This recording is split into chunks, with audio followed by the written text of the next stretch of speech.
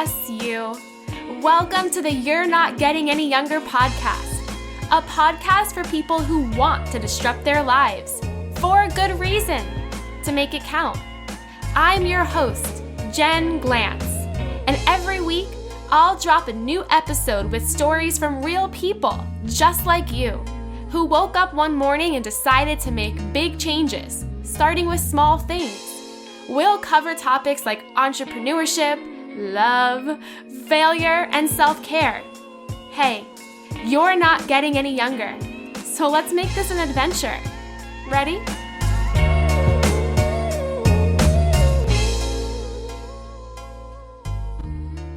Hey, it's me, Jen Glantz. I am the founder of oddjobsnews.com. It is a newsletter about careers that don't fit in cubicles.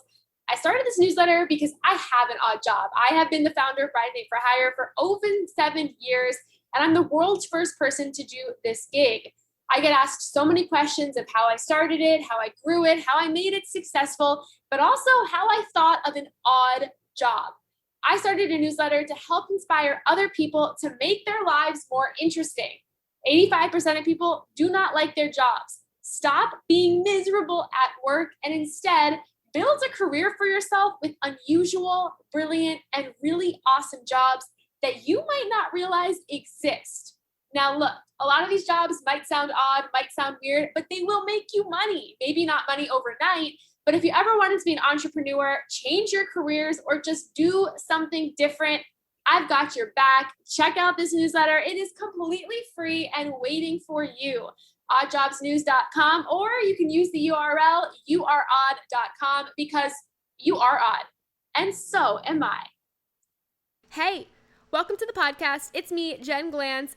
I am here to tell you that if you're listening to this podcast and you like this show, could you do me a favor? First of all, can you hit subscribe on Spotify or Apple or whatever app you are listening to this on? You have to do that because if you don't, you won't know when new episodes exist. If you do that, you will get a notification once a week, every Friday morning, that a new episode has downloaded to your device, which is awesome. It makes life easier. It's one less thing you have to worry about. And finally, if you like this show and you are listening to it on iTunes, on Apple Podcasts, can you drop us a review?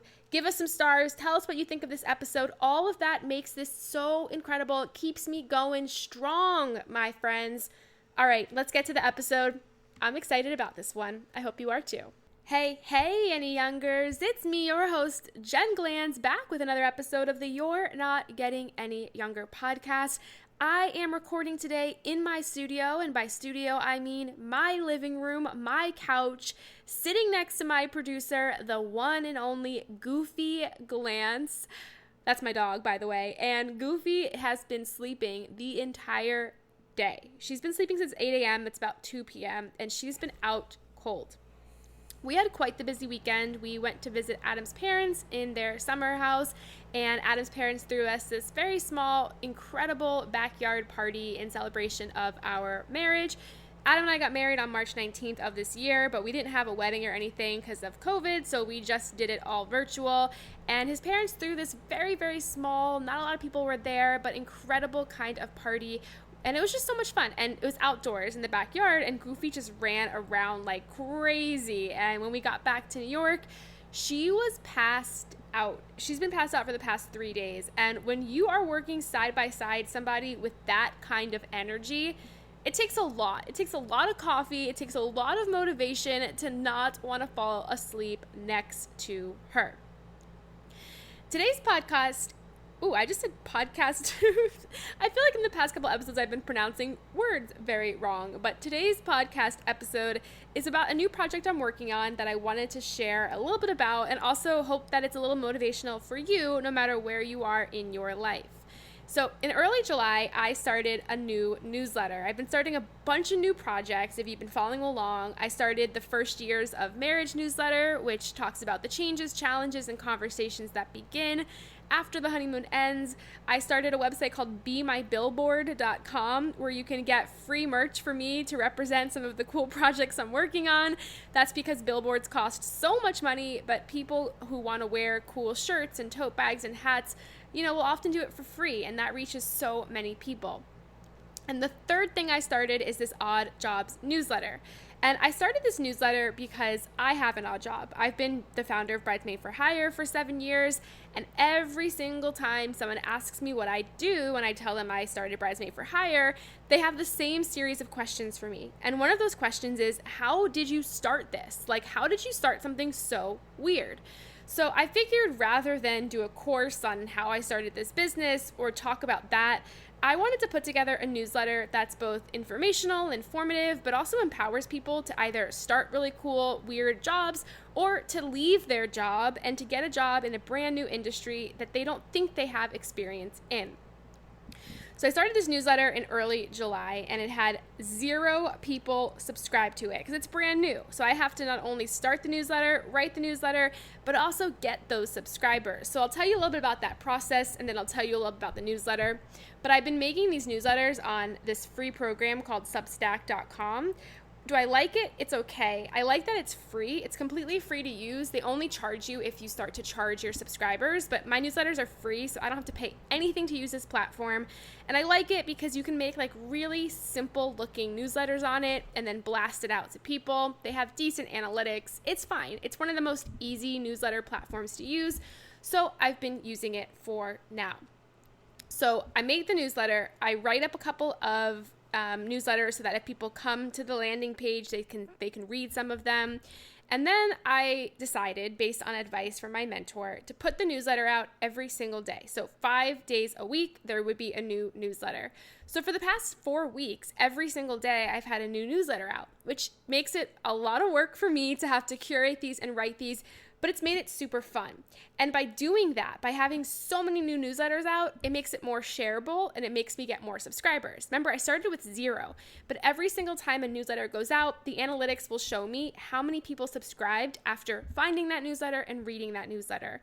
So upping the frequency to 5 times a week has been incredible because I went from 0 to close to 200 subscribers in just a couple of weeks with very minimal promotion or marketing on my behalf. The topics. I've done so many interesting topics in the past month for this newsletter. I've done odd jobs you can do from sitting on your couch, odd jobs you can do if you like to sit. So meaning you can be a farm sitter, you can be all these different kinds of sitters. I did odd jobs for people who love food, but really weird types of food.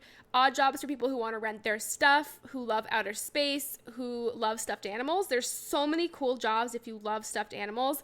Odd job alert about how you can create a lemonade stand that generates 6 figures, so many cool things. I'm currently on a big Olympic binge, so the past couple of newsletters have been about the Olympics and jobs there. So many awesome things, and the newsletter's been awesome because it really empowers people to take a look at their life, look at their skills, and start to see what else they could possibly do. So why did I start this newsletter? I started the newsletter for about 6 different reasons. Reason number 1 is because I felt this myself, but I've also noticed this. 85% of people are miserable at their jobs. That's crazy. That is so many people who go to work every single day and go to work miserable. I was one of those people. I've worked some jobs that have completely ruined my life. They've made me unhealthy. They've given me extreme anxiety. I used to have panic attacks before walking into the office of some of these jobs. I would leave these jobs and cry in my car for an hour. I felt unhealthy. I felt like I couldn't make more money at these jobs because there was no path for promotion. I was constantly just being beat up by the jobs in so many different ways, and my well-being crumbled. I would go home and just have no motivation to do anything, feel so depressed. It wasn't until my 4th job out of college that I realized you shouldn't be feeling like these things. You shouldn't be having panic attacks at work, and you shouldn't be on the verge of being fired because you smiled, and you shouldn't go home and just want to cry yourself to sleep. These are not normal things, but these are things that so many people experience at these jobs. And people stay at the job for so many reasons. I was guilty of that. I stayed at so many incredibly horrific jobs that were borderline illegal how I was treated, because I felt stuck, because I needed the money, because I didn't think anyone else would hire me. My first job when I moved to New York City was as bad, if not worse, than all the other jobs I had before moving here. But why I couldn't just leave is because I had expenses. When I worked my other two jobs, I was living in Florida, I was living in my parents' house, my bills were very minimal. But when I moved to New York and took this really, really, really traumatic job, I felt like I couldn't leave because I was paying so much money for rent, I was paying for all of these things, and I needed the money. The money was good. So I stuck it out for a year and a half, and it just, the lingering effects of working at a horrible job stays with you forever. Like, I have moments where that job haunts me, let alone I could never walk down the streets of New York where that job is. It was on like 56th and 6th, I think, like somewhere around that area. I can't go past that area without breaking into like a feverish sweat. That's how much that job messed me up. I mean, maybe one day I'll tell all of the stories from all of these jobs, but like, I don't even want to relive them. That's how bad they were. But okay, so many people are miserable at their jobs. I hear that constantly. I have a friend I was talking to the other day who just transitioned to a new job and is miserable already in week 2 and plans to stick it out for a little bit of time. I was talking to another person who's been at a job for 6 months, is so miserable, and plans to stick it out for a year when they don't have to and they shouldn't have to feel that way. So when you're feeling horrible at a job, your life feels like you're constantly just waiting for something to change. This newsletter hopefully will help some people realize there's so many other things that they can do, whether it's odd or not so odd, but they don't have to be stuck in their situation. I get it. I have tons of bills to pay. Oh my God, I have so many bills to pay constantly, right? Like, I understand the importance of money. I'm never telling anyone to quit their job without something else. But I wanted to start this newsletter to empower people to find something else or to at least understand what they could do. Reason number 2, people think they can only do one job or have one career path, but they're wrong about that. Like, there's so many people I meet who are like, I am a teacher. I don't like being a teacher, but that's what I've been for 15 years. Nobody else will hire me. But you're actually so wrong. In the end, it doesn't matter what job you've had and how long you've had it. It's about the skills you have and what you're good at. Great, you're a teacher. You're probably really good at planning and strategy and communication and all of these skills that could apply in any other job. Let's say you decided, okay, I don't want to be a teacher anymore, but I want to go work in marketing agency. You could take on a strategy role at a marketing agency with all the skills you have from being a teacher. Sure, there's going to be a bit of a learning curve and things you have to learn, but that's possible and that's okay and that's normal. It's just nobody tells you that. Nobody in your life tells you that, but I'll tell you that because you don't have to do that one same job for the rest of your life. You can literally take all the skills, all the things you've taken from those jobs, rip up the resume that makes you sound like a robot, and change your entire life. It's not easy. It takes a lot of work, a lot of creativity, but it's doable. It's a matter of convincing people that you can bring those skills to their job, and the right job will hire you. And I want to talk a lot about that in the newsletter as well. Reason number 3, there's people making money out there doing really unique or out-of-the-box things. Like I mentioned in the newsletters I've done so far about loving stuffed animals and creating jobs out of that, or sitting on the couch and making 6 figures and wanting to go to the moon and not being an astronaut, but still being able to do that and making money. There's such cool things out there. And all of us are weird. We all are a little weird. We all have things we really like. What if you could make money from those things? This newsletter empowers you to do that. Number 4, and this is also a main reason why I started the newsletter, is I personally have like a million business ideas that I'll never do. I think of at least 10 new business ideas every single day. All day long, I dream of business ideas. That's one thing that makes me odd.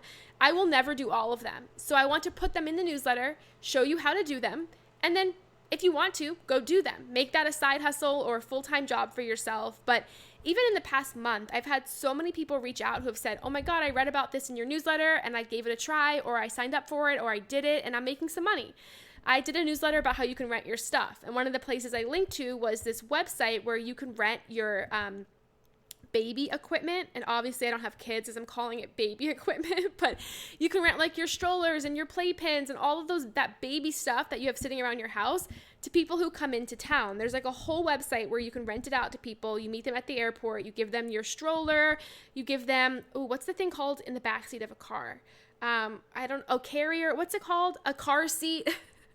I'm really showing you that I am childless here. A car seat, like you can rent out all of these things and make money from the stuff that's sitting in your garage or your apartment. You could rent out your computer. You could rent out your lawnmower. You could rent out a suitcase. Like you could literally rent your stuff, and there's already websites out there that allow you to list that stuff there. It makes it so easy for you. So this one woman reached out that she's already doing that after hearing it in the newsletter and making some money. That's awesome. Reason number 5, I want you to live an awesome life because you deserve that. You do not deserve to live a miserable life. Like I mentioned before, it was only after I started having some jobs that I really liked, that treated me well, that I felt valued and respected at, that I realized that having panic attacks and crying yourself to sleep and, being on the verge of being fired for just existing is not normal. Like that is not normal, and you should not have to suffer. And even if you have bills to pay, great. Pay those bills, but get a job or a career path for yourself that you deserve, not one you picked at age 18 because you decided to major in philosophy in college. I was a poetry major in college, and that was the first realization that it doesn't matter what you major in college. You could do whatever you want. Really, whatever, ever you want. Maybe no one has told you that before. And reason number 6 is you are odd and so am I. So look, you're a little odd, you're a little weird. Maybe your current life doesn't suit that, or your current job makes you hide that. This newsletter doesn't. So check out the newsletter, youareodd.com, or the other URL is oddjobsnews.com. I'll link it below here. But check it out because, again, I hope that this newsletter does a couple of major things for you, which is 1, empower you to understand all of the different skills that you have. And number 2, allow you to say, okay, if you're miserable with what you're doing, what else can you do? And how do you do that? And this newsletter will show you all of that good stuff. All right, my friends, until next week, all my love, Jen Glantz. Hey, you. Thank you for listening to the You're Not Getting Any Younger podcast. There are hundreds of thousands of pods out there, so thank you for listening to this one. You can find the show notes for this week's episode up on our website, anyyounger.com. Subscribe, rate, and review the You're Not Getting Any Younger podcast on iTunes so that other ears around the world can listen too. Oh, and join our secret You're Not Getting Any Younger Facebook group, where over 1,000 people are talking about how to disrupt their lives, for a good reason, to make it count. Until next week, all my love, Jen Glantz.